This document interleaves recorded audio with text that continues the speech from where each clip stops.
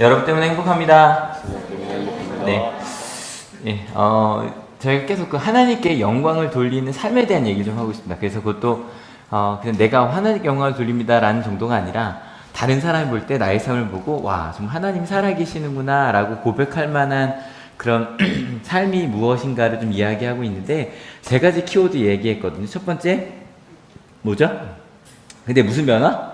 관점의 변화. 그 다음에 두 번째, 자유. 어디에 대한 자유? 복음의 자유. 그 다음에 세 번째, 믿음. 지난 시간에 이 얘기를 했었는데 이 장면은 오늘 한 12번 정도 나올 거예요. 나중에 이걸 실을 다 외웠으면 좋겠어요. 그래서 그 믿음이란 건 하얀 부분 같이 읽습니다. 시작. 나를 사랑하셔서 나를 위하여 자기 몸을 내어주신 하나님의 아들을 믿는 믿음. 믿음을 여러 가지로 저희가 이야기할 수 있겠지만 아마 가장 잘 정리된 게 이것인 것 같아요. 그래서 그리스도인의 믿음이 뭐냐라고 누군가 묻는다면 이걸 얘기해 주시면 돼요. 누군가가 묻는다면. 그러니까 하나님께 제가 정답을 이렇게 좀 알려드리죠. 복음은 누구다? 예수님이다. 예수 그리스도다. 믿음이라는 건 이것이 믿음이다. 이거를 외우시면 돼요. 근데 실은 여기까지 어찌 보면 이제 갈라디아서에서 바울이 이야기하고자 하는 핵심을 다 얘기를 한 거거든요. 그 뒤에 좀 다른 부분이 있긴 하지만. 근데 이 갈라디아서가 왜 시작했는지를 좀 잠깐 기억을 했으면 좋겠어요. 어떠한 문제가 있었다 그랬거든요. 어떠한 문제. 왜냐면 갈라디아 교회 안에 다른 복음을 전하는 사람들이 있었다. 근데 그 사람들을 뭐라고 이야기했냐면 믿음을 왜곡시키는 사람들이 있었다. 심지어는 그 사람들에 대해서 저주를 받으라라고 실은 2번이나 강조해서 이야기를 해요. 천사일지라도 저주를 받아야 된다.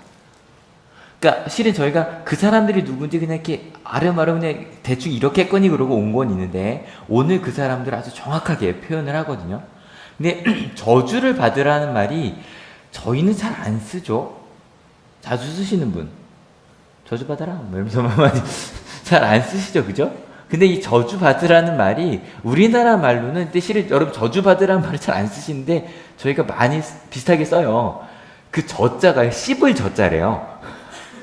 너 씹냐? 이러잖아요. 그 씹을 저예요. 근데 그 씹다는 게 실제로 그냥 이렇게 입으로 이렇게 꼭꼭 씹는다는 의미도 있고요. 실제로 저주하다라는 의미가 씹는다는 말이 있대요. 그러니까 저희가 생각해보니까 너 씹냐 이거 많이 하잖아요. 근데 씹다는 게 물었는데 대답 안 하는 것도 씹는다고 하지만 뒤에서 잘근잘근 그죠? 잘근잘근 그 사람에 대해서 이야기하는 거 실은 그런 거 자체가 저런 거죠. 저 사람 잘못됐으면 좋겠나 이런 얘기들 있잖아요. 그게 그렇게 씹는 게 저주라는 거예요. 그래서 그렇게 저주를 비는 게 저주고 그래서 뜻이 이렇게 됩니다. 같이 읽어볼게요. 준비 시작. 남에게 재앙이나 불행이 일어나도록 빌고 바라는 것 또는 그런 재앙이나 불행을 저주라고 말합니다. 그래서 저희는 저주를 빈다고 이야기하면 나쁜 일이 벌어지거나 그죠? 아마 그런 거를 바라는 것 같아요. 근데 원어로 저주는 그리스어로는 아나데마라는 단어인데 이런 뜻이랍니다. 같이 읽어볼게요. 준비 시작. 종교적으로 금지된 것, 파문당하는 것. 그러니까 성경에서 저주를 받으라라고 할 때는 불행하라는 뜻과 좀 다르게 그러니까 종교적인 사람들이니까 이런 뜻이라는 거예요. 하나님으로부터 분리된 파문이라는 게 그렇잖아요. 더 이상 교회 안에 그 공동체에 들어올 수 없는 사람이 되는 거. 더 이상 하나님을 믿는 사람이 아닌 것. 그게 바로 저주받는다는 거예요. 근데 그러면 좀 생각을 해봐야 되는 거 저주받는 게 단지 아프고 이 정도가 아니라 저희가 믿음이라는 건 이것이 믿음이라고 얘기를 했단 말이에요. 나를 사랑하시고 나를 위하여 자기 몸을 내어주신 하나님의 아들을 믿는 건데 근데 그 믿음에서 쫓겨나는 것 아버지의 아들을 믿는 그 하나님 아버지의 품에서 쫓겨나는 것 도대체 그게 뭘까요? 좀 더 분명하게 하자면 아들을 믿는 믿음이라고 그랬으니까 나를 예수님에서 떼어놓는 그것이 무엇일까요? 제가 오늘 드릴 숙제는 사실은 보내놓고 잠깐 고민을 했어요. 왜냐면 제가 이런 묵상해 주십시오는 이제 말씀에 대한 걸 숙제를 드리는 건데 이렇게 부정적인 거 생각해오라는 건 처음이었죠. 그죠? 항상 감사한 거 이런 거 생각해오라 그랬는데 보내놓고서 괜히 보냈나? 라는 생각 잠깐 고민을 했는데 근데 실제로 저희가 생각해 볼 만해요. 여러분 어떠셨어요? 나를 좀 예수님에 떼어놓는 게 어떤 게 있던가요? 나를 믿음에서 좀 멀어지게 하는 거. 예를 들어서 돈. 그죠? 돈. 그 다음에 또 네? 술. 또 네? 뭐야? 담배? 그런 거, 술, 담배, 뭐 이런 거. 아마 학생들이라면 이런 걸 수도 있고. 요즘 애들이 제일 좋아하는 게임이에요. 바뀌었나요? 아직 이거죠? 아직 이거라고 알고 있어요? 그 다음에 술, 담배도 얘기 나올 줄 알았고, 그 다음에 실은 시험 같은 경우, 시험 때 한참 못 나오고, 시험 끝나니까 또 못 나오고, 뭐 이런 게 놀러 가느라 못 나오고, 오늘. 그 다음에 아니면 이 사회들, 우리를 그렇게 만들어가는 사회들, 혹은 뭐 이런 걸 수도 있겠어요. 뭐 사탄이다, 악마가 우리를 떼어놓는다라고 생각할 수도 있겠죠. 그러면 바울은 갈라디아서에서요. 그러니까 바울이 뭐 다양하게 얘기할 수 있겠지만 갈라디아서에서는 우리를 하나님께서 떼어놓는 게 뭔가, 그 저주받을 그 일을 하는 사람들이 누군가를 이렇게 이야기를 합니다. 같이 한번 읽어볼게요. 좀 시작. 어리석은 갈라디아 사람들이여, 예수 그리스도께서 십자가에 못 박히신 모습이 여러분의 눈앞에 선한데 누가 여러분을 홀렸습니까? 그러니까 복음, 우리 그 믿음, 하나님의 아들 예수 그리스도를 믿는 그 믿음, 그 예수님이 없으면 눈앞에 있는데 우리를 홀리는 사람이 있더라는 거예요. 그 사람들이 저주받을 사람들이에요. 근데 문제는 우리 홀리는 사람이 있다 그래도 안 홀리면 돼요. 근데 홀리게 되면 그 사람들이 오늘 주제인 어리석은 사람이 돼요. 그러니까 오늘은 두 가지를 해결하면 돼요. 어떤 사람들이 우리 홀리는 저주받을 사람들이냐. 두 번째, 그러면 어리석은 사람이 되지 않으면 어떻게 하는가. 뭐 이렇게 가면 되겠죠. 그죠? 하나씩 갑시다. 이 어리석다는 게 자체가 슬기롭지 못하고 둔한 거니까 혹시 우리가 신앙이 성장하지 못하다면 이것 때문이거든요. 그럼 이제 앞에부터 가야죠. 누가 우리를 홀리는 것일까? 같이 읽어볼게요. 좀 시작. 나는 여러분에게서 이 한 가지만을 알고 싶습니다. 여러분은 율법을 행하는 행위로 성령을 받았습니까? 그렇지 않으면 믿음의 소식을 들어서 성령을 받았습니까? 일단은 수로가 똑같으니까 나뉘는 건 그 앞부분이에요. 일단 성령을 받았습니까를 묻는데, 실은 저희가 이 5월에 갈라디아서를 시작한 이유가 있어요. 왜냐하면 성령 강림절기가 11월까지 계속되거든요. 꽤 길어요. 그 성령에 대한 이야기를 좀 해야 될 터인데, 성령에 대해서 바울이 가장 이야기를 잘한 성경 중에 하나가 갈라디아서예요. 그래서 갈라디아서에 성령이라는 단어가 여러 번 나오는데 그 중에 3번이 3장에 나오고 나머지는 다 5장에 나와요. 그래서 5장에서 이야기하는 성령이 무엇인지 5장 가면 이야기를 하겠지만 그래도 3장에도 3번이나 나오니 잠깐 정리를 해야 되는데, 그럼 바울이 성령을 받았습니까? 라고 물었잖아요. 그럼 성령을 받았다는 게 뭘까? 근데 이 성령을 받았습니까? 라는 질문에 대한 답은 제가 볼 때 우리 한울교에서 우리 엄세호 목사님 제일 잘하실 수밖에 없어요. 묻진 않을게요. 근데 실은 뭔지 엄목사님 벌써 이제 아실 거예요. 왜냐면 5장에 뭐가 나오냐면 성령 열매가 나와요. 작년 12월에 200장을 쓰였거든요. 오직 성령 열매는 쓰였기 때문에. 근데 그러니까 일단 바울이 생각하는 그러니까 성령을 받은 사람들은 열매를 맺을 수밖에 없는데, 그 열매는 첫 번째 뭐다 같이 읽어볼게요. 좀 시작. 사랑과 기쁨과 화평과, 오래처럼 쭉 넘어가거든요. 근데 그 뒷얘기를 다 하면 이제 5장 얘기를 해야 되니까 5장에서 할게요. 일단은 가장 중요한 걸 앞에 쓰게 되잖아요. 성령을 받은 사람들은 열매를 맺는데 일단 가장 중요한 거 3가지. 사랑과 기쁨과 화평이라는 거예요. 그러면 이 사랑과 기쁨과 화평은 언제 온다? 다시 이거. 나를 하나님 사랑하시고 예수님 날 죽으셨다는 걸 알 때 이런 사랑과 기쁨과 화평이 온다. 그게 성령을 받은 사람들의 특징이에요. 그래서 보통 바울이 성령 충만하십니까? 라고 물을 때는 이게 있냐는 질문이에요. 이해가 되시죠? 그러니까 저희가 생각하는 거 좀 다른 게 많아요. 저희는 성령 충만하십니까? 그럼 어떤 게 상상이 되세요? 불길 같은 성신이 이거 생각나시잖아요. 그리고 실은 방언을 하게 되고 뜨겁게 그것도 성령 충만함의 표지 중에 하나겠죠. 그죠? 하지만 바울이 분명하게 이야기하는 건 이거예요. 성령 충만하면 사랑과 기쁨과 화평이 가득한 거예요. 그런데 이제 묻는 거예요. 그럼 그런 성령 충만함을 당신들은 율법을 행하는 행위로 받았습니까? 믿음의 소식을 듣는 거로 받았습니까? 이제 지난주 얘기랑 연결이 되는 거죠. 행위냐 믿음이냐. 뭐 이 얘기는 올해는 많이 할 수밖에 없어요. 왜냐면 그 종교개혁 500주년이기 때문에 끊임없이 얘기를 해야 되지만 거기에 대해서 바울은 이렇게 이어갑니다. 같이 읽어볼게요. 여러분은 그렇게도 어리석습니까? 성령으로 시작하였다가 이제 와서는 육체로 끝마치려고 합니까? 성령으로 그렇게 막 기쁨에 충만하던 사람이 육체로 끝난다. 이게 무슨 이야기일까? 말씀으로 가는 게 더 낫겠죠? 더 읽어볼게요. 4절 5절 시작. 여러분은 그 마흔의 체험은 다 허사가 되었다는 말입니까? 참말로 허사였습니까? 하나님께서 여러분에게 성령을 주시고 여러분 가운데서 기적을 행하시는 것은 여러분이 율법을 행하기 때문입니까? 아니면 믿음의 소식을 듣기 때문입니까? 그렇지 않으면 여러분이 복음을 듣고 믿어서 그렇게 하신 것입니까? 말이 좀 어렵지 않아요? 당신들의 그 많은 뭐냐면 아까 얘기했던 사랑과 그리고 뭐 은혜와 그 평화가 가득한 그런 경험을 많이 했거든요. 이 사람들이.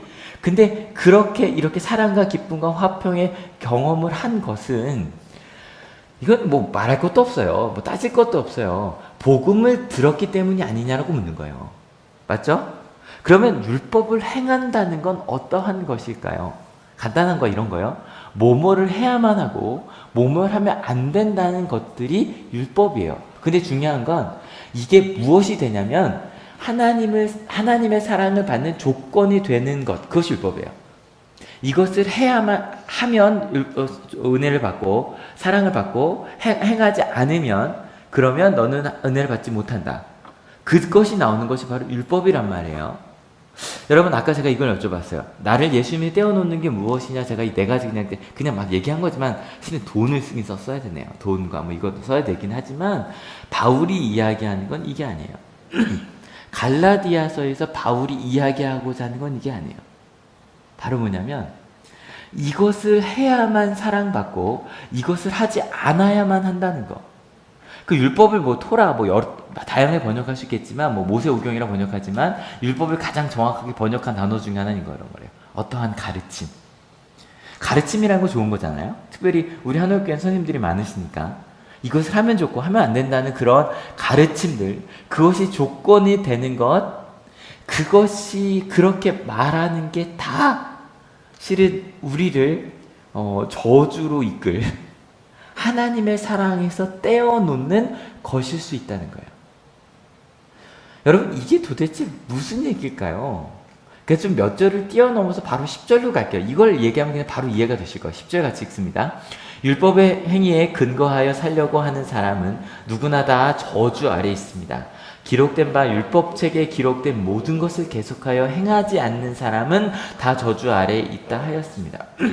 율법의 행위에 근거하여 살려고 하는 사람이 있는데 그 사람이 저주받으려는 사람인데 그 사람들은 율법책에 기록된 모든 것을 계속하여 행하지 않는 사람 다 저주 아래. 이거 말 좀 애매하죠? 이상하죠? 왜 좋게 살려고 하는데 이게 왜 될까? 이게 신명기 27장 26절을 인용한 거거든요. 27장 26절이 이렇게 됩니다. 같이 읽어볼게요. 준비 시작. 이 율법 가운데 하나라도 실행하지 않는 자는 저주를 받는다 하면 모든 백성은 아멘 하십시오. 이게 신명기에서 모세오경 끝부분이죠. 모세가 하나님의 자기가 이제 떠나가기 전에 마지막으로 율법을 쭉 설명을 해주고 이 중에 하나라도 지키지 않으면 저주를 받습니다. 아멘 하십시오. 라는 부분이에요. 이걸 옮긴 말이 그 위에 거예요. 율법책에 기록된 모든 것을 계속하여 행하지 않는 사람은 다 저주 아래 있다. 왜냐면 하나라도 어기면 저주를 받는 거니까. 그러니까 율법을 100% 지키는 사람만이 여야만 한다는 거예요. 근데 이 저주라는 게 뭘까? 아까 신약과 좀 다르게 구약은 히브리어로 쓰여져 있거든요. 아라르라고 하는 단어인데 이런 뜻이랍니다. 저주하다, 미워하다, 포기하다라는 뜻이랍니다. 그러면 여러분 잘 생각해 보세요. 저주를 받는다는 거잖아요. 그죠? 저주를 받는다는 건 뭐냐면 미움을 받는 거죠. 그죠? 또 포기를 당하는 거예요. 저주를 받는다는 것. 그러니까 신약과 뜻과 좀 비슷하죠? 좀 비슷하죠? 여러분 하나님께서 우리를 미워하실 거야. 하나님이 나를 포기하실 거야. 이게 저주를 받는다는 거예요. 뭐하면? 하나라도 계명을 어기면 하나님이 날 미워하실 거야. 하나님이 날 포기하실 거야. 여러분 실제로 이게 구약의 믿음이에요. 구약의 믿음의 한 부분이에요. 실제로 한 파트예요. 예수님의 십자가를 알지 못하는 유대인들에게 가장 믿음의 중요한 부분 중에 하나인 하나님에게 다시 버림받을까 하는 그런 두려움. 그게 구약에 실제로 있어요. 성경에 있어요. 그래서 아마 우리 크리스찬들이 그러한 두려움을 느낀다면 구약을 읽다가 느낀 걸 거예요. 그런데 제가 이번 주에 한 SNS에서 한 청소년부 전도사님의 우리 은지 전도사님 말고 한 청소년부 전도사님의 그 글을 읽고 되게 은혜를 받았는데 안타까운 건 제가 그걸 스크랩을 안 해놔서 어저께 1시간을 찾아봤는데 못 찾겠는 거예요. 화요일 날 아침에 읽었는데 이게 뭐 타임라인 이름도 모르니까 찾을 수가 없더라고요. 아무리 올라가도 제가 한 30분을 위로 올라갔는데 여전히 수요일인 거예요. 화요일까지 갈 자신이 없었어요. 그래서 더 이상 못하겠다 그러고 이제 그만두는데 제가 기억하는 한에서 이런 식의 글을 쓰였어요. 화요일날 자기가 매일 아침마다 모든, 그러니까 자기 청소년부가 모르겠어요. 몇 명이, 제가 그 친구 이름도 별로 제가 잘 모르는 친구 같아요. 근데 그냥 있어서 읽다가 그냥 은혜를 받은 거라서 한 명 한 명 이름을 부르면서 기도를 하는데 이렇게 기도를 했다는 거예요. 하나님, 누구 좀 교회 좀 나오게 해주세요. 하나님, 누가 교회 안 나왔어요? 누구 좀 교회 좀 나오게 해주세요. 하나님, 누구 좀 교회 좀 나오게. 아마 이제 또 이 기도가 바뀌어야죠. 수련회 좀 가게 해주세요. 이제 그렇게 기도를 매일마다 했다는 거예요. 근데 그렇게 기도를 좀 오래 하는데, 그러니까 실은 저희가 하는 기도가 대부분 이 기도랑 크게 다르지 않거든요. 예를 들어 부모님도 이런 기도 많이 하세요. 누구 공부 좀 하게 해주세요.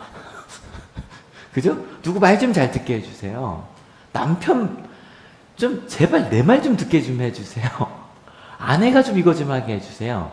그러니까 이해가 되죠? 우리 학생들 뭐 기도하나요? 나 좀 공부 좀 하게 해주세요. 이걸 수도 있고 아니면 우리 엄마 좀 바꿔줘. 뭐든 하여간 이런 식의 기도를 한 거예요. 근데 대부분 좋은 기도를 하는 거. 교회 나오는 거 좋은 거잖아요. 그죠? 교회 나오게 해달라고 이런 기도를 꾸준히 하는데 갑자기 하나님께서, 그러니까 이 부분이 기억이 안 나요. 그분이 어떤 말씀을 듣다 그랬는지 성경을 읽다 그랬는지 기억이 안 나는데 이런 식의 음성을 들은 거예요. 하나님 물으시더래요. 너 정말 그 아이들 사랑하니? 근데 아마 여긴지 제가 이게 좀 그분 글을 다시 한번 읽어야겠지만 여기도 제 상상이 좀 가미가 됩니다. 만약에 저한테 그렇게 기도를 만약에 그냥 가장 가깝게 1월부터 전도서가 됐다고 치고 그렇게 6개월을 기도했는데 하나님 사랑하니 그러면 뭐라고 얘기했을까요? 일단 사랑한다고 얘기했을 것 같아요. 하나님 사랑합니다. 사랑하지 않으면 6개월이나 그렇게 기도하겠습니까? 그렇지 않아요? 잊지 않고 하나님 누구 좀 교회 좀 나와야 되는데 사랑합니다. 근데 다시 한번 묻는 거죠. 꼭 예수님께서 베드로에게 물으시는 것처럼 너 진짜 사랑하니? 근데 그분이, 그 전도사님이 마음속에 나 진짜 사랑하나? 사랑하나? 사랑하나? 사랑하지 않았구나. 왜냐면 여러분 보세요. 하나님, 누가 오늘도 교회 안 나왔어요? 나온다 그랬는데 거짓말했네요. 교회 좀 마음 좀 돌려주셔서 교회 좀 나오게 해주세요. 여러분, 그 말할 때 그 아이에 대한 사랑이 느껴져요? 미움이 느껴져요? 여러분 솔직하셔야 돼요. 미움이에요. 제가 가끔 말씀드렸죠? 사랑의 매는 뇌과학적으로 불가능해요. 내가 널 사랑하는 거라니까. 불가능해요. 왜냐하면 때리는 순간에 진짜로 그 아이가 미운 거예요. 미운 거예요. 우리가 화를 내면서 사랑할 수 없대요. 절대로 두 가지가 같이 켜지지 않는데 뇌 속에서. 하나만 켜져요. 아, 나 그 아이들 미워하고 있었구나. 왜냐면 진짜 사랑하면 어떻게 해야 돼요? 어떻게 했을까요? 왜 안 나옵니까? 라고 묻지 않고 하나님, 왜 안 나온지를 알 거예요. 하나님, 지금 마음에 어려움이 있어요. 가족의 상처가 있어요, 하나님. 교회 안에서 아픔이 있었어요, 하나님. 그 아픔을 치료해 주셔야 돼요, 하나님. 도와주세요. 그리고 교회 나오지 않는 게 문제가 아니라 평일에 찾아갔을 거예요. 무슨 말인지 아시죠? 그분의 마음속, 그러니까 정말 엄청난 변화예요. 저도 실은 비슷한 경험을 한 적이 있거든요. 처음 전도사를 할 때, 전도사들에게 주신 은혜인 것 같아요. 처음 전도사를 하는데 그 목멱제라고 하는 걸 뮤지컬을 했어요. 제가 있던 남산교회에서. 근데 정말 제대로 된 뮤지컬이에요. 정말 연습을 열심히 해야 돼요. 근데 5시부터 연습을 시작하는데 기말고사 끝났는데 안 모인 거예요. 막 짜증나는 거죠. 5시에 시작을 해야 되는데 왜 이렇게 한다고 막 화가 나는 거예요. 근데 그때 하나님께서 제게 보여주신 게 너 왜 안 나온 사람을 보고 있냐고 그러시는 거예요. 그러니까 만약에 딱 있는데 안 나온 사람밖에 안 보이는 거예요. 누구 안 나고 누구 안 나고 누구 안 나고. 나온 사람을 보라는 거예요. 와, 고등학생이 중학생이 이렇게 힘든데 여기 와 있구나.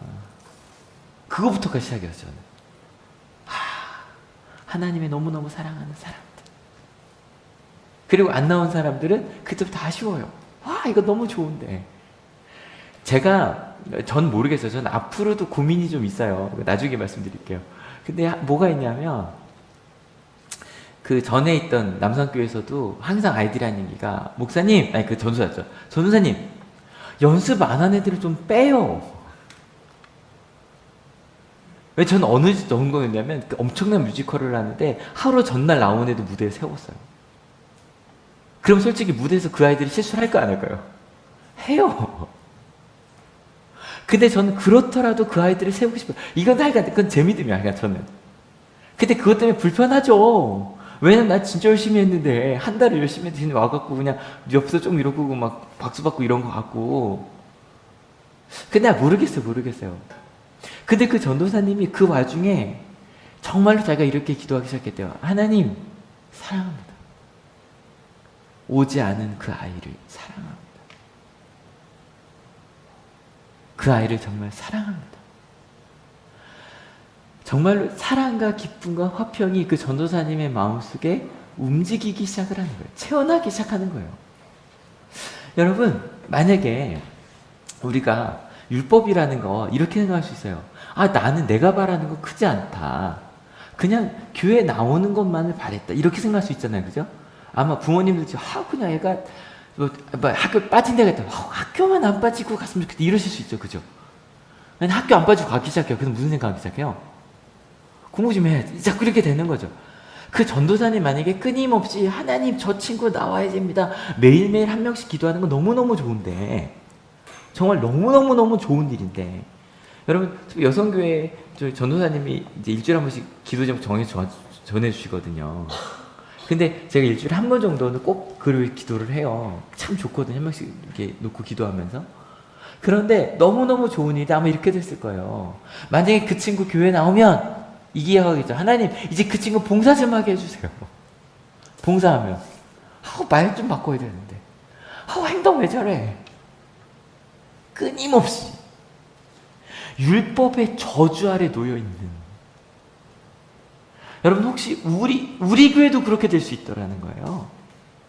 우리 교회도 저주 아래 놓여있는, 이거 해야 되는데 저거 해야 되는데 저거 해야 되는데라고 하면서, 그래서 예수님께서 율법학자들, 여러분 이게 되게 속상한 얘기야. 왜냐면 율법학자들이 진짜 열심히 살고 있는 사람이에요. 열심히. 준영아, 언제 복귀해야 되니? 몇 시까지? 금요일 7시까지. 7시까지. 여러분이 황금 같은 시간에 여기 온 거예요. 황금 같은 시간에. 이렇게 정말 말씀대로 살려고 노력하는, 근데 그렇게 열심히 산 사람들을요, 예수님께서 뭐라고 이렇게 부르셨어요. 너희는 하나님 나라 앞에 문을 막고 서 있는 사람들이다. 네가 들어가지도 않고 다른 사람들도 못 들어가게 하는 사람들이다. 아마 저는 율법학자들에게 가장 화나는 얘기 중에 하나가 이것일 것 같아요. 그렇게 열심히 교회 나오는 사람들에게 너희는 하나님 나라 안에 들어가지도 않냐고 막고 있는 사람들이다. 바로 어떤 사람들이냐면 이런 생각을 하기 시작한다. 우리가 그 순간에 하나님의 나라를 막고 있는 사람이 될 수도 있더라는 거예요. 끊임없이 저주 안에 서 있는, 아무래도 그 저주에서 벗어날 수 없어요. 여러분 중에 나는 하나님 앞에 온전하다고 고백하시는 분 없잖아요. 예수님은 그 저주를 끊고 싶으셔서 이 땅에 오셨다는 거예요. 바울이 이야기하고자 하는 그 성령의 충만함은 이런 저주를 벗어나는 기쁨. 더 읽어볼까요? 준비 시작. 하나님 앞에서는 율법으로는 아무도 이렇게 되지 못한다는 것이 명백합니다. 의인은 믿음으로 살 것이다 하였기 때문입니다. 어떤 믿음? 이 믿음. 다시 읽어볼까? 준비 시작. 나를 사랑하셔서 나를 위하여 자기 몸을 내어주신 하나님의 아들을 믿는 믿음. 그 믿음으로 살면 너는 부족해 그러고 살아가는 것이 아니라 하나님이 정말 나를 이렇게 사랑하셔서 나와 함께 하신다는 걸 믿기 때문에, 심지어 나를 십자가에서 죽기까지 나를 사랑하신다는 걸 알기 때문에, 그 하나님이 나를 포기하지 않으신다는 걸 알기 때문에, 그 하나님이 나를 통해 나의 삶을 이끄신다는 걸 알기 때문에, 그 사람은 산다. 무슨 얘기일까요? 살만 누리며 산다는 거예요. 또 살만 난다는 말 되게 좋거든요. 여러분, 살만 느껴서 살만? 와, 나 살만 나. 와, 나 신나. 고기만 아닌 건 아시죠? 그죠? 자꾸 웃으시는 게 그거 생각하시는 것 같아서. 와, 난 정말 하루를 딱 자기 전에, 야, 오늘 나 정말 하루 신났어. 아니, 보람됐어. 행복했어. 사랑과 기쁨과 화평이 내 가운데 있었어. 여러분, 그것을 누리며 살아가는 거.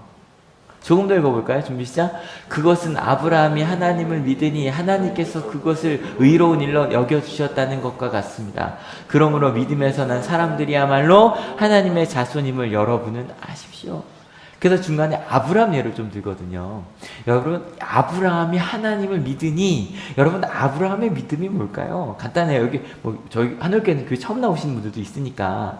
아브라함 믿음은 뭐냐면, 하나님께서 70세 아브라함을 만나요. 그리고 나서 네가 복의 근원이 될 거라고 약속을 주시거든요.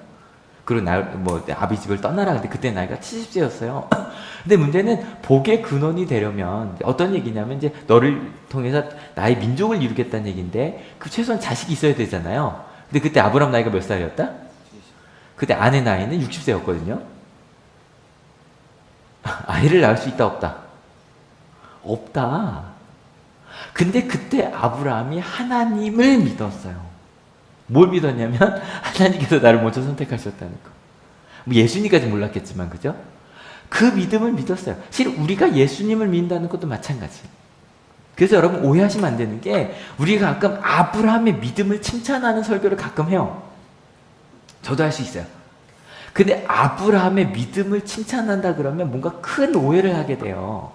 왜냐면, 여러분, 제 친구가 이제 한수연 박사님이 바울을 전공하고 오셨는데, 제가 좀 그분에게 은혜를 받고 있는 중이거든요. 그분 강의를 다 듣고 있는데, 아브라함의 믿음은 이렇게 정의를 내려서 같이 한번 읽어볼게요. 준비 시작. 불가능한 것은 믿음. 70세 할아버지가 내가 너한테 아이를 낳게 하겠다는 거, 심지어는 네 아내에게서, 60세 아내에게서 낳게 하겠다는 거, 가능해요, 불가능해요? 불가능하잖아요. 근데 내 눈에는 불가능한 게 맞아요. 근데 하나님의 눈에는 가능하다고 믿는 거예요. 나도, 너도, 우리도, 자꾸 두두 캠프를 해야 될 것 같네요. 나도, 너도, 우리도 하나님의 나라를 이룰 수 있다고 진짜로 믿는 거예요. 여러분, 이게 진짜로 변화가, 어떤 변화? 관점의 변화가 생긴 거예요. 여러분, 실은 하나님을 믿어 생기는 관점의 변화는 다른 게 아니라 그 하나님의 믿음에 기반해야 생겨요. 우리 눈이 다시 자꾸 돌아오는 이유가 이게 단단하지 않아서 그래요. 벌써 그 남자 말씀 기도에 시작한 게 한 1년이 좀 넘었죠. 작년에도 여름에 마무리했으니까 한 1년 좀, 작년 5월부터 했는 것 같아요. 작년 5월부터. 근데 말씀 기도를 하면서 실은 변했을까요?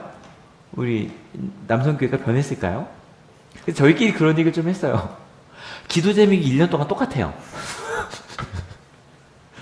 여러분 아시죠? 여전히 직장을 위해 기도하고, 여전히 나를 위해 기도하고, 여전히 다른 사람을 위해 기도하는데, 이게 다 내용이 비슷해요. 우리 연약함은 비슷하니까. 그러면 1년 동안 똑같은 기도 제목을 얘기하고 있다면 변화가 없는 걸까요? 근데 그런 얘기를 하는데, 한 분이 그 얘기를 하시는 거예요. 남성교 중에 한 분이, 아니요, 근데 목사님, 변화가 있었어요. 어떤 변화요? 그랬더니 이렇게 얘기하시는 거예요. 어떤 변화냐면, 그 전까지는 어려운 일 있으면 왜를 물었대요. 왜? 왜가 뭐예요?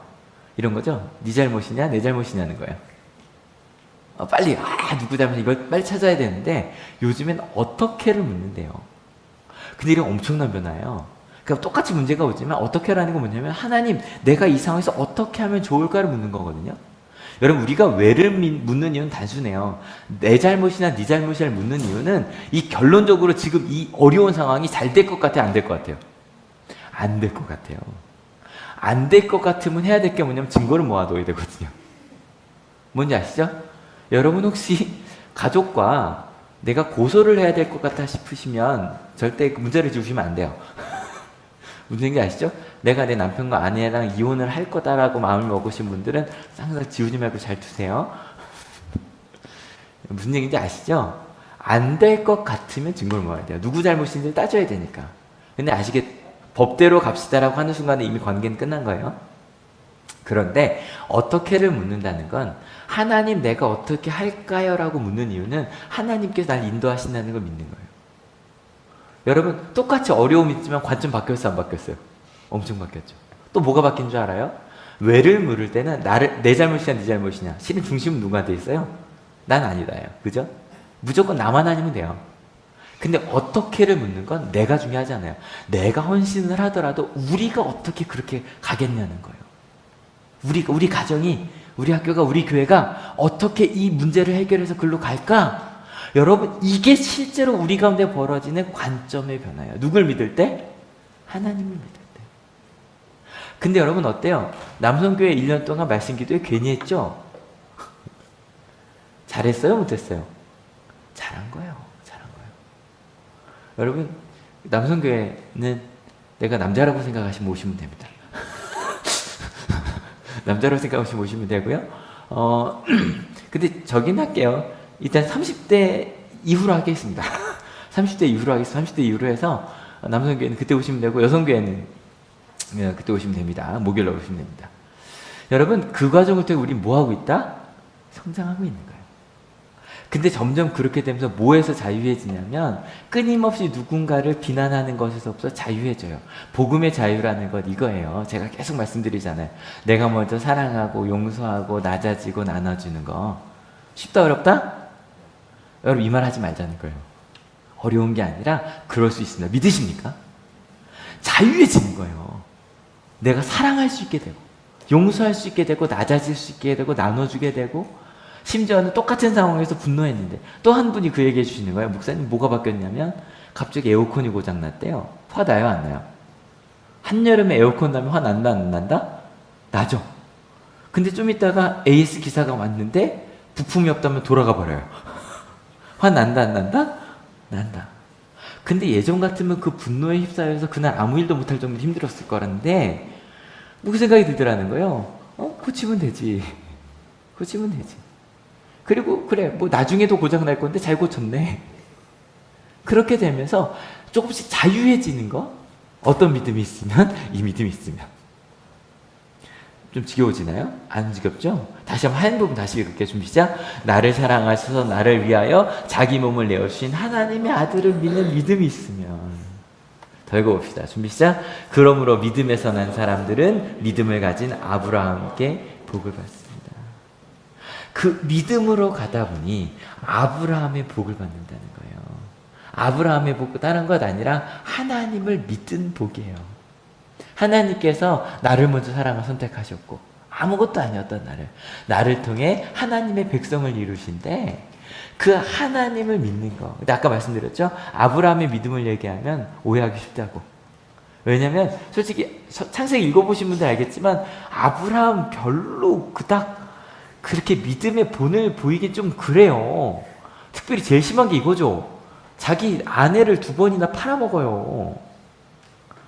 여성교회 용서할 수 있다 없다? 이거 진짜 용서 안 되지 않아요?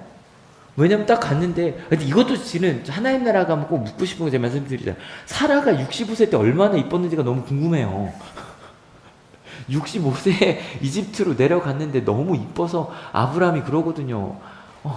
아내 이게 실제로 뭐 사촌이긴 해요. 친척이 좀 먼 친척이긴 하지만 저기 너무 이뻐서 당신을 내 아내라고 하면 내가 죽을 것 같다. 파라오가 날 죽이고 널 데려갈 것 같으니 내 누이라고 하자. 이걸 2번이나 해요. 여고생한테 물읍시다. 용서할 수 있다 없다 그런 남자. 2번이다. 용서할 수 있다 없다. 하나님을 믿는 사람 심지어는 하나님을 못 믿어서 몇 번이나 하나님 앞에서 비웃기까지 하고요. 그 실제로 뭐 아내가 비웃은 거긴 하지만 이삭이란 이름이 웃음이라는 뜻이거든요. 이게 기뻐서 웃음이기도 하지만 그랬던 사람이 아브라함이란 말이에요.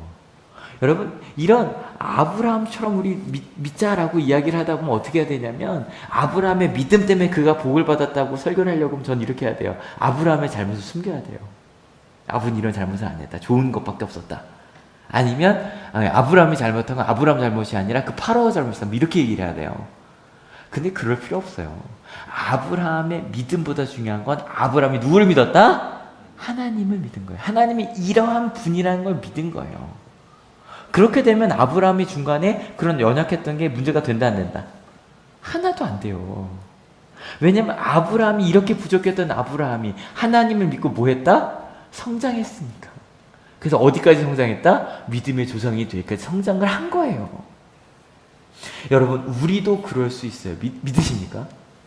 근데 문제는 뭐냐면 여기 오타가 나왔네요. 믿음이 없으면 어떻게 되냐면 믿음이 없으면 어떻게 되냐면 이때 바로 가는 길이 아까 얘기했던 오늘 주제인 어리석은 길을 가게 돼요. 불가능한 것을 믿는 믿음은 그 길을 가야 되는데 믿음이 없으면 어리석은 길 바로 뭐냐면 가능한 것만 믿는 길을 가게 돼요. 길을 설명할 거 없어요. 바로 이 길이에요. Give and take. 우리가 뻔히 보일 만한 길이잖아요. 하나님한테 이렇게 하면 복 받고 그래서 저주를 두려워하여 살아가는. 그래서 교회에서 끊임없이 이거 잘못하면 이런 벌 받을 테니까 교회 나와 라고 말하게 된다면 루터 시대처럼 지옥 간다라고 뭐 말해서 막 나중에 한번 보여드릴게요. 루터 그 영화를 한번 보여드릴게요. 그렇게 해서 사람들을 교회 나오게 하는, 아니면 복 받을 방법을 알려줄게 라고 하면서 교회 나오게 하는.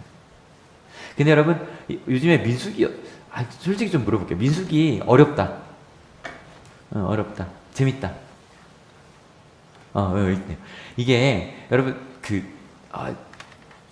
좀 뭐하지만 민수기가 전 좀 재밌어요.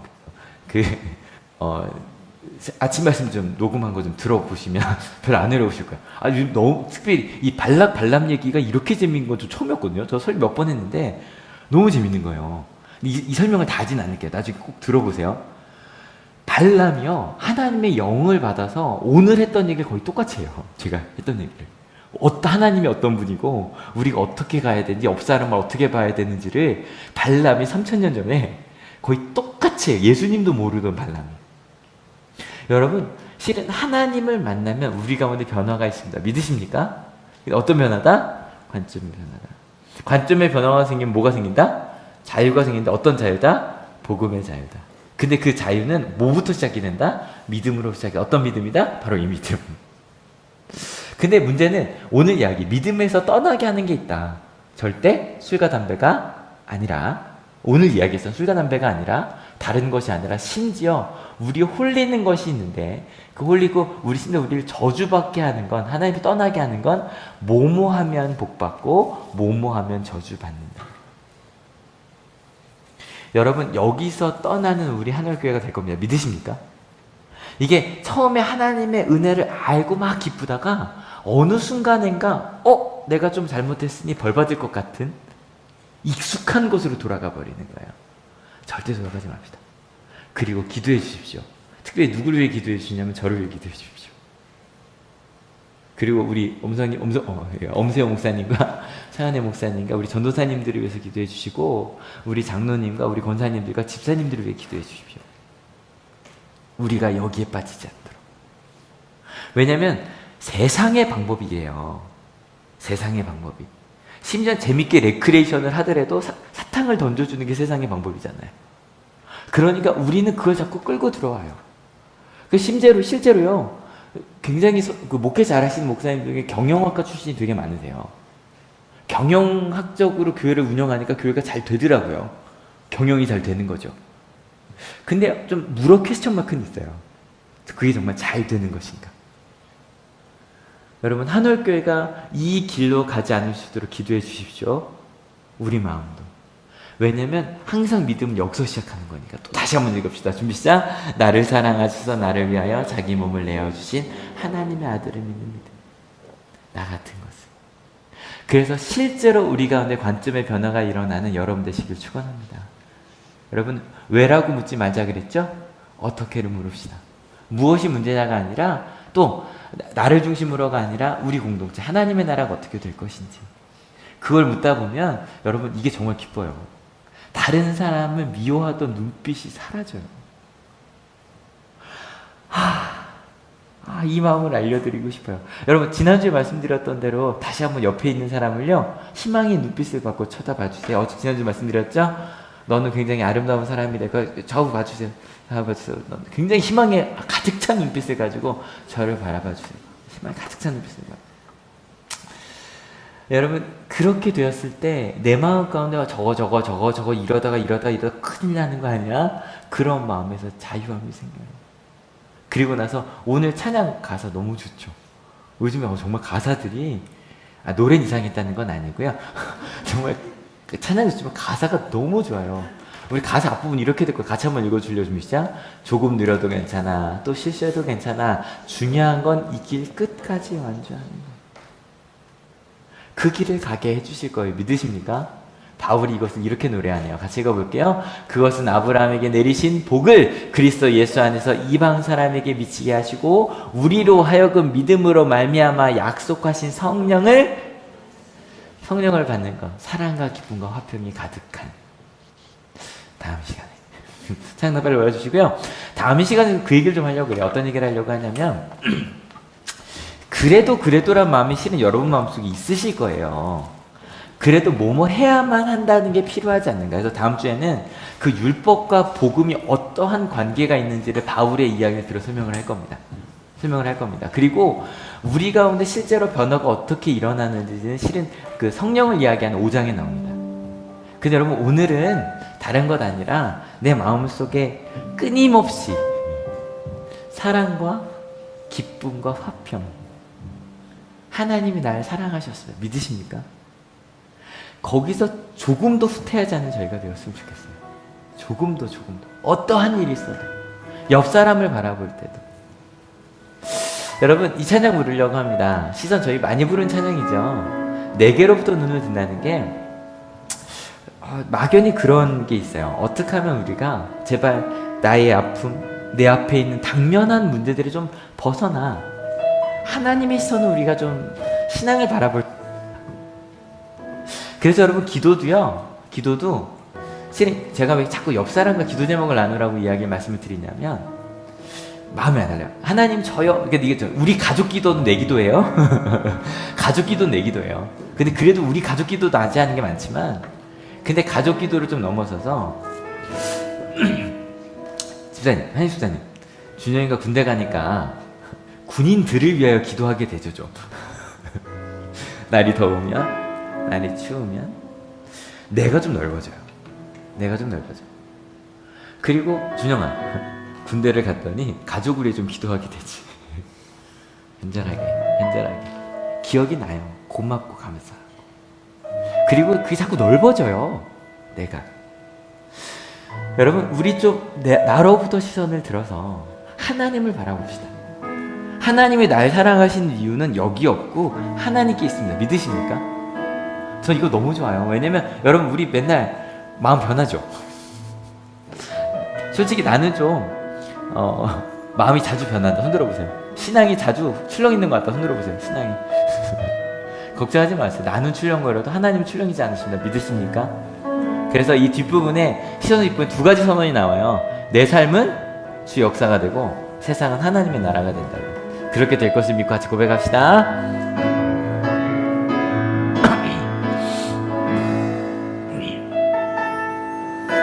내게로부터 눈을 들어 주를 보기 시작할 때 주의 일을 보겠네.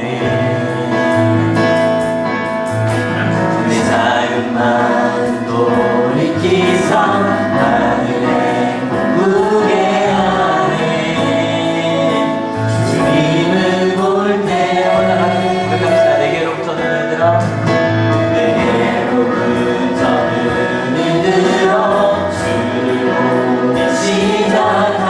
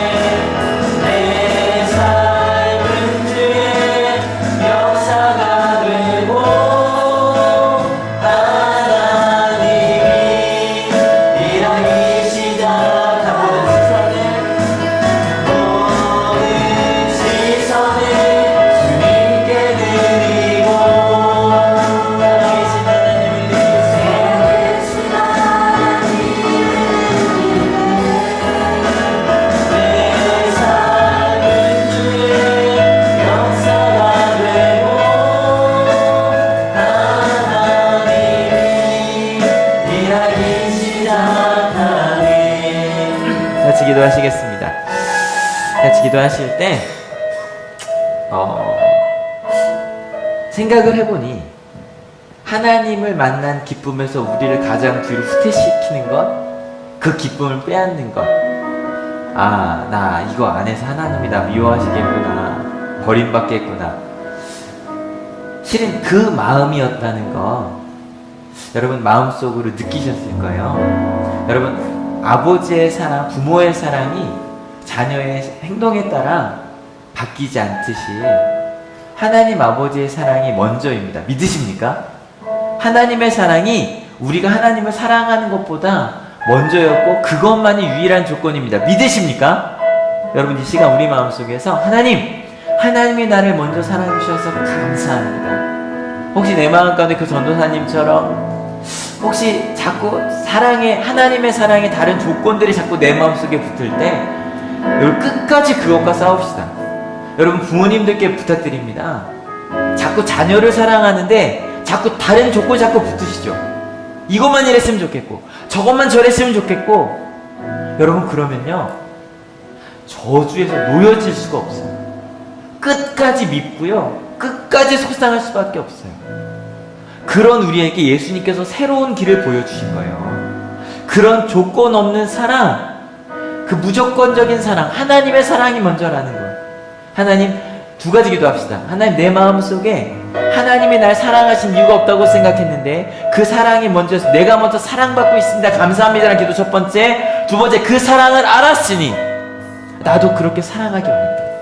내 아이를, 그리고 내 남편을, 내 아내를, 그리고 나와 함께하는 그 사람들을, 우리 부모님을, 내 엄마를, 내 아빠를, 직장 동료를 그 사랑으로 사랑하는, 그래서 그 사랑으로 희망의 눈으로 바라보는 내가 되겠다고 같이 결단하며 기도하시겠습니다. 같이 기도합니다. 하나님 아시죠? 하나님 아시죠? 우리가 그 자리에 함께 서고자 합니다. 우리가 그 하나님과 함께 가고자 합니다. 그 사랑이 가운데 거하는 저희들이 되게 하셔서 그 하나님의 사랑에서 조금도 물러서지 않는 우리들이 되어갈 수 있도록, 하나님의 사랑에서 조금도 물러서지 않는 우리가 될 수 있도록 그것을 인도하셔서 하나님의 은혜를 알게 하여 주시옵소서. 아버지, 바울이 끊임없이 이렇게 살 수밖에 없었던 이유를 마음속에 묵상합니다. 내 가운데 세상으로 자꾸 돌아가려는 그런 마음들이 있습니다. 근데 하나님, 아닙니다.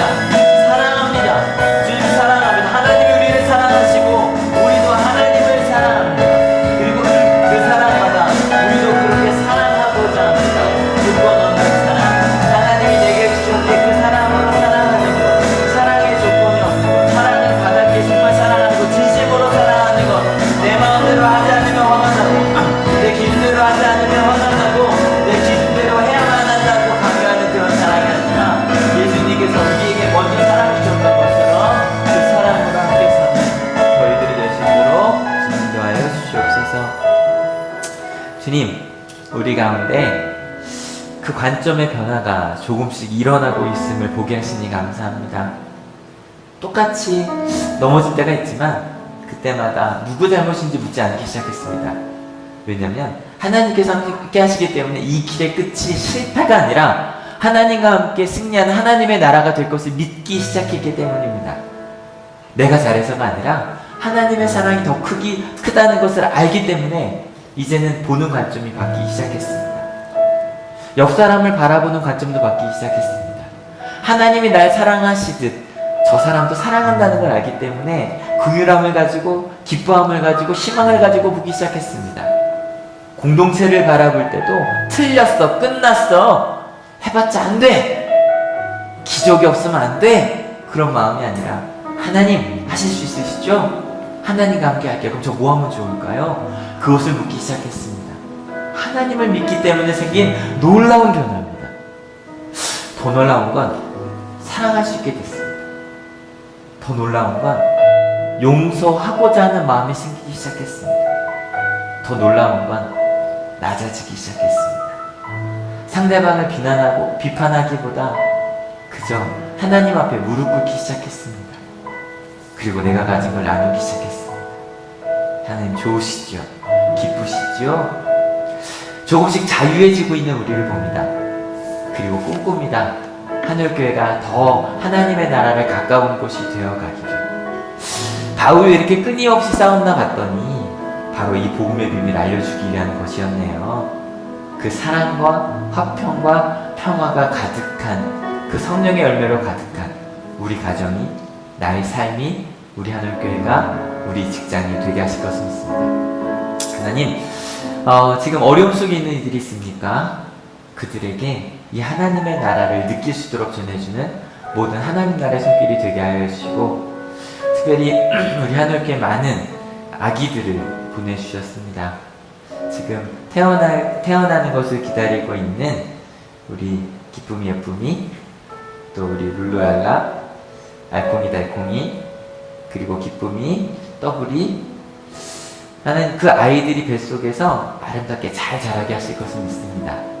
특별히 그 엄마들과도 함께 하여 주셔서 우리가 아기들의 얼굴을 맞대하여 볼 때까지, 또 그 아이를 키우고 성장시킬 때까지 하나님의 사랑으로 품어주실 것을 믿습니다. 그렇게 함께하게 하여 주시옵소서. 이곳에 올 때 그저 아니하고 귀한 예물들을 가져온 손길들이 있습니다. 주님 아시죠? 그 큰 기쁨으로, 사랑으로, 화평으로 살게 하실 것을 믿습니다. 그렇게 성령의 충만함으로 살겠다고 절대로 과거로 돌아가지 않겠다고 결단하는, 그것을 나누겠다고 결단하는 우리 하늘교회 모든 성도들 머리 위에 예수 그리스도의 사랑과 하나님의 은혜와 성령 하나님의 인도하심이 지금으로부터 영원토록 함께 하옵시기를 간절히 축원하옵나이다. 아멘. 네, 하나님께 감사의 박수 같이 올립니다. 아멘. 네, 자리에서 일어서셔서 같이 찬양합시다.